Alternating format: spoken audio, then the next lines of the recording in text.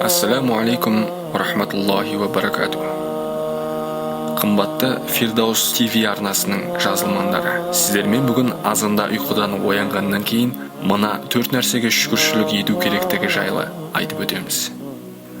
Деректерде Ибрахим ибн Адхам атты ғалымның былай дегендігі келтіріледі.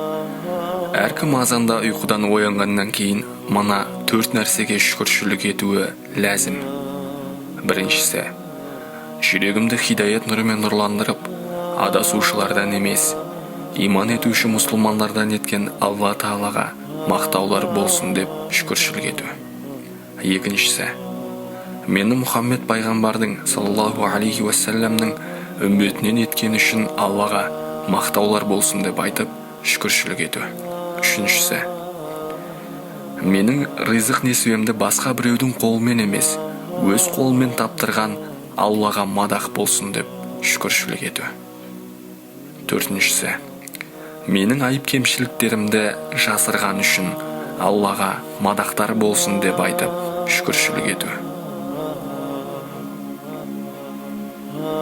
Видеороликпен достарыңызбен бөлісіп, астына пікір қалдырып, лайк басуды ұмытпаңыздар. Ассаламу алейкум ва рахматуллахи ва баракату.